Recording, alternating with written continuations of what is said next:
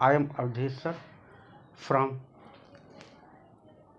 Civ English Grammar classes. आज दोस्तों motivational lecture के द्वारा हम अपनी फिर क्लास प्रारंभ करते हैं। सबसे पहले मैं आपको एक बात बताना चाहता हूँ कि जो हमारा मन है, ये मन जो है बड़ा चंचल रहता है, स्थिर नहीं रहता, भटकता रहता है।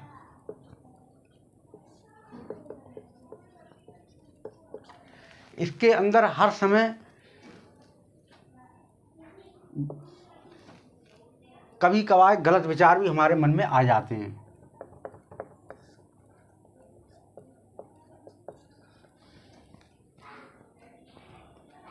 मन के अंदर ये भी कहा गया है, मन से संबंधित मन चंगा तो कठौती में गंगा, यानी कि अगर हमारा मन ठीक है तो सारे काम अच्छे रहते हैं, अच्छा लगता है। और जब मन खराब हो जाता है, किसी की बात हमको लग जाती है तो भी मन हमारा खराब हो जाता है।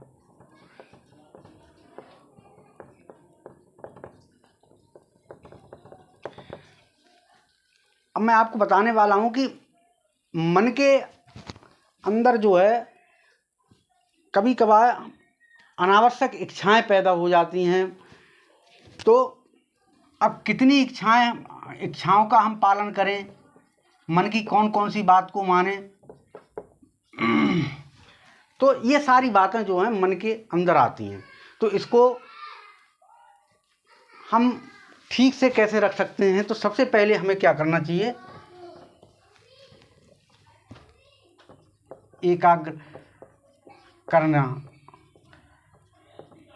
करना, मन को स्थिर करना, मन को हमारा सही रहे। तो सबसे पहले हमको जो हमारी इच्छाएं हैं, अनावश्यक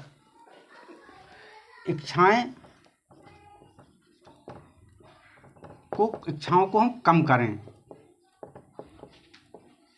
जैसे मेरी इच्छा भी ये होती है कि कभी कि मैं कार से चलूं, लेकिन मेरी वास्तविक ज़रूरत क्या है, ज़रूरत के अनुसार मुझको कार्य करना चाहिए। ठीक है, जितनी हमारी आवश्यकता, जैसे एक रिक्शा वाला रहता है, रिक्शा वाले की आवश्यकता क्या है? रोटी, कपड़ा और मकान। लेकिन अगर वो ये कंपेयर करे कि अरे मेरे पास मोबाइल भी हो, मेरे पास बाइक भी हो, तो मन खराब रहेगा। और कोई व्यक्ति आपसे कुछ कह देता है तो आप मन में रख लेते हैं। तो आप ये समझिए कि अगर कोई व्यक्ति कड़वा बोलता है, सही बात बोलता है, तो अपनी गलती को स्वीकार करिए।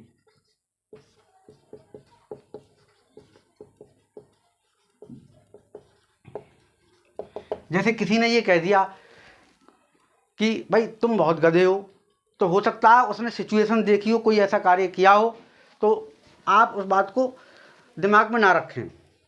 और जब आपका मन खराब हो तो छोटे बच्चे मिल जाते हैं, छोटे छोटे, तो उनके साथ खेलें। जो छोटे बच्चे होते हैं, छोटे बच्चों के साथ खेलें, मूवी देखें,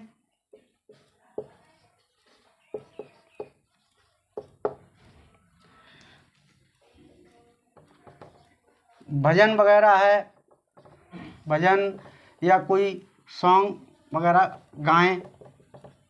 ठीक है, तो बहुत सी चीज़ें हम ऐसा कर सकते हैं जिसके द्वारा हमारा मन स्थिर रहे। अब मन में क्या, जैसे हमारा मन तो हमको हमारे शरीर से कार्य करवाता है, वो तो दादा बना बैठा है मन। वो तो ये कह रहा है कि जैसे हमारे रास्ते में कहीं हम अभी जा रहे हैं और किसी का मोबाइल मिल जाए तो हमारा मन कर रहा है उठा ले इसे। तो जब हम हाथ शरीर से उठाएंगे तो शरीर का जो है वो, जब हमारे मन में कभी कोई गलत बात आए तो हम बॉडी से स्पर्श ना करें उस चीज़ को। यानी मन की बात हमें जितनी माननी है उतनी माने। पता लगी कि किसी की मन की बात पूरी हुई है। यहाँ सिकंदर आया था, बोला कि भाई मैं दुनिया पे शासन करूँगा, लेकिन वो भारत में आया। लेकिन भारत की तो आप जानते ही, भगवान श्री कृष्ण ने ऐसा आशीर्वाद दे दिया है कि यदा यदा हि धर्मस्य ग्लानिर्भवति भारत अभ्युत्थानम् अधर्मस्तदात्मानं सृजाम्यहम् परित्राणाय साधूनां विनाशाय च दुष्कृता धर्म संस्थापनार्थाय संभवामि युगे युगे। यानी कि जब जब धरती पर यहाँ पर कोई अत्याचार कराएगा किसी प्रकार का, तो किसी न किसी रूप में मैं आऊँगा। तो उसी हिसाब से आप देखिए कौन आया, सिकंदर के लिए राजा पुरु ने सबक सिखा दिया। झेलम नदी के किनारे जब वहाँ पर युद्ध हुआ था तो वो दुम दगा करके भागा। तो यहाँ बड़े बड़े धुरंधर आए, लेकिन हमारे यहाँ कुछ नहीं कर पाए। लेकिन हमारे यहाँ के जो पढ़े लिखे लोग हैं वो देखते हो, एक टीवी पर सीरियल आता है कि जो जीता वही सिकंदर। तो बताओ, विदेशी आदमी की आप वो कह रहे हो जीता, अरे क्या इंडिया में आके वो जीता क्या वो? लेकिन उसकी जगह आप ये भी कह सकते जो जीता वो पुरु, ये नहीं कह सकते। तो अकबर द ग्रेट, अकबर को ग्रेट बना दिया। तो ऐसी जो कम से कम हमें ये भी ध्यान रखना चाहिए कि जो हमारे आदर्श हैं उनको हम भूलते चले जा रहे हैं। और पढ़ा लिखा व्यक्ति जो है आज थोड़ा सा अपने मन को ज़्यादा चलायमान कर रहा है, अनावश्यक इच्छाओं को पाले हुए है, उसका मन भटकता रहता है। तो सड़क चाहे कितनी भी अच्छी हो, कितनी भी साफ हो, लेकिन धूल तो आ ही जाती है। आदमी कितना भी अच्छा हो, लेकिन भूल तो हो ही जाती है। मैं आपको इसी के साथ अपने टॉपिक पर लेकर चलता हूँ, ज़रा तो ध्यान देंगे। तो दोस्तों, समय की मांग के अनुसार जैसे स्टूडेंटों ने ये कहा था कि भाई ऐसा सर थोड़ा सा भारत का नक्शा बनाना बताइए, क्योंकि आपके यूपीएससी परीक्षा में भी भारत का नक्शा आता है, लेकिन बहुत जल्दी कम समय में हम कैसे बना सकते हैं उसको हम सीखने का प्रयास करेंगे। और जल्दी से, जैसे पहले हमने क्या किया, एक यहाँ से गुणा का निशान लगाया, ओके, फिर ये इधर से ले गए,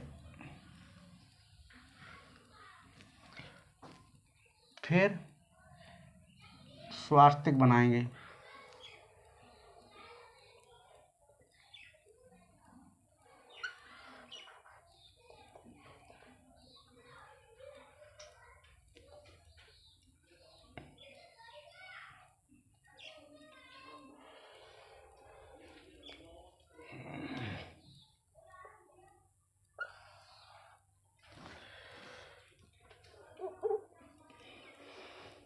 अब यहाँ से हम जल्दी से इसको ले आएंगे और यू साइज में ला करके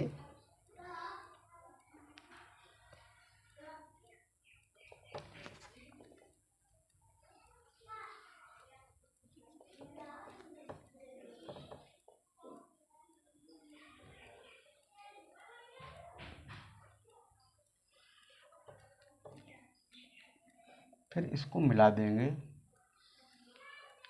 इससे। अब यहाँ पर ट्रायंगुलर एक बनाएंगे, त्रिकोण,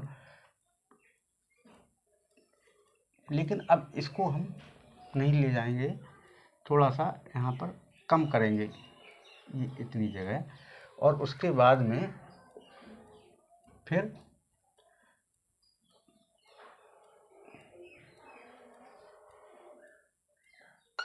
यहाँ थोड़ा सा उठा देंगे। उसके बाद में ये गुजरात वाला हिस्सा है,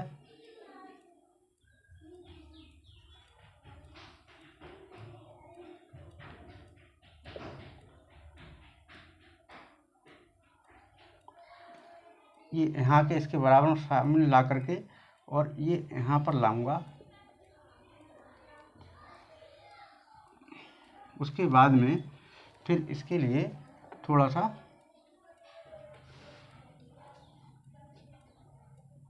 ये ला करके इसमें मिला दूंगा। और अब इधर आपका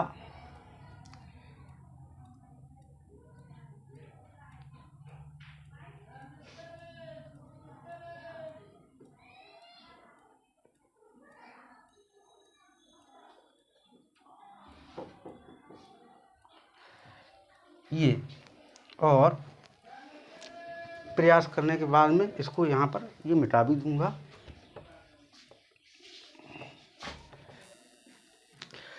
अब ये आपका भारत का नक्शा बन गया। लेकिन यहाँ पर मैं आपको एक बात बताता हूँ कि ये वाला जो हिस्सा है ये क्या कहलाता था, द्रविड़। और ये हिस्सा हो गया आपका पंजाब, ये पाकिस्तान है। तो यहाँ पर ये हिस्सा आ गया आपका सिंध कहलाता है। और ये आपका आ गया गुजरात, ये आ गया आपका महाराष्ट्र,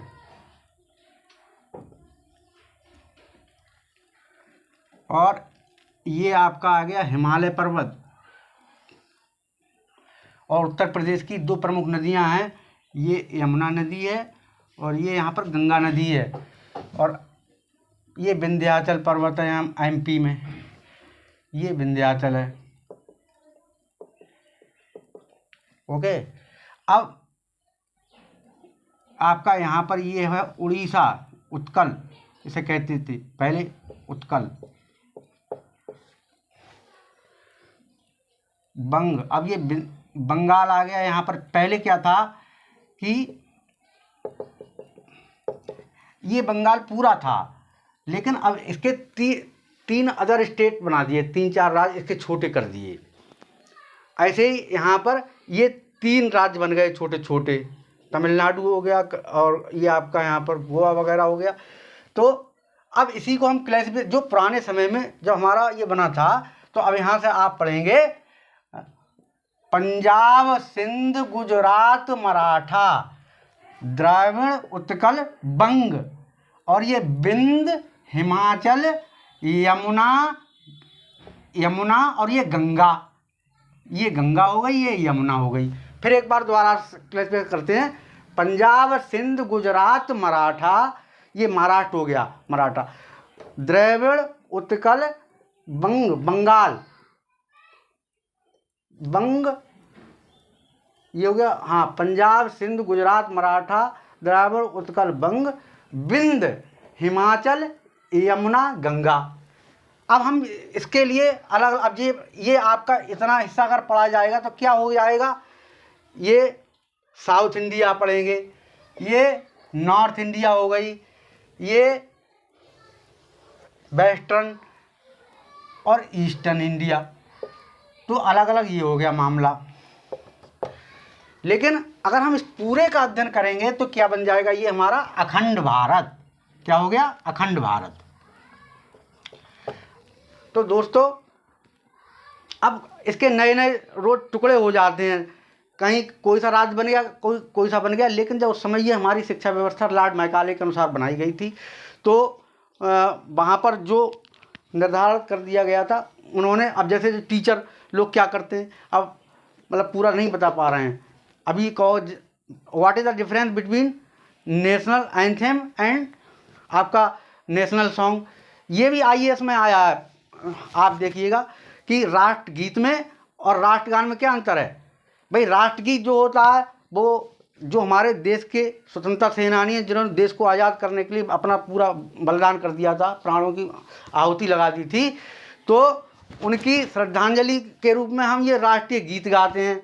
और जहाँ पर आप देखिएगा कि जब हम कोई अच्छा कार्य करते हैं, देश की तरक्की का काम हो, कहीं अच्छे अवसर पर कोई नाम ऊंचा करता है, तो हम फक्र से राष्ट्रगान गाते हैं।